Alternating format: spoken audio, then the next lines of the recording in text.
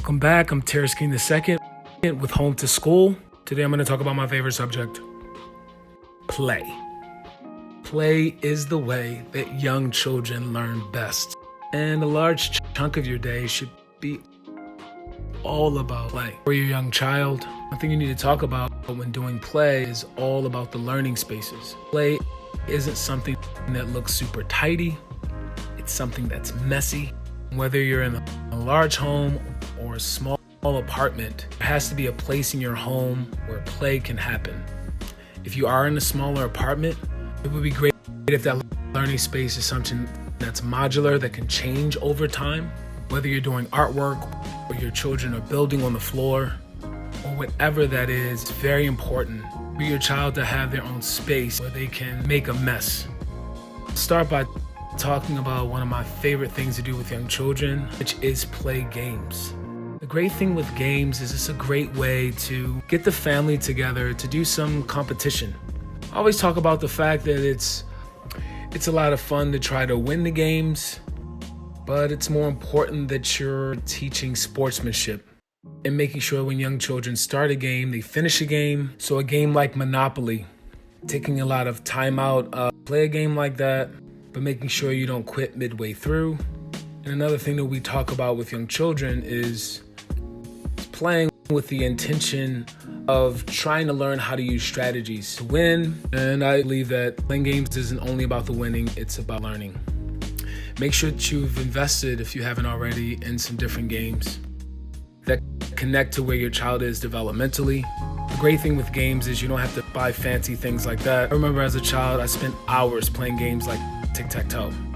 Another great thing about young children is that they will create their own games.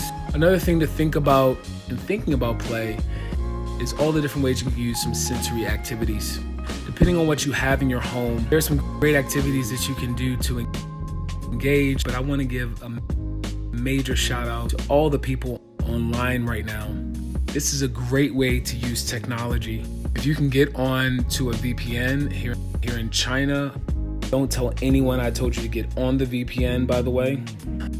But if you can get to YouTube or get to a platform that teaches you different activities you can do with household items, that is a great idea because there are endless activities online, and just pick one a day you can do with your children, whether that be making slime with them or different ways to play with, say, beans, things of that nature, things that are in your kitchen. Would be great activities for children to do. Lastly, we have to talk about technology. I've played video games, and I've also played video games for 2 days straight. So thinking about days you're going to be using screen time in your home, I won't give you a specific time, but I think it's completely fine for your child to engage in, say, a video game for a small amount of time or some screen time, but try to play with them.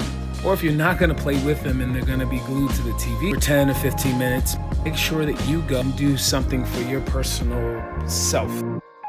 Take a shower, have some time to yourself, or engage with them. There's some great activities and things you can do online to get them moving, whether that be some of the great dance programs that you can see on YouTube and things of that nature. Next time, we're going to be focusing on social emotional learning, which is just as important as all the learning that we've talked about so far. I am Terris King II with Home to School.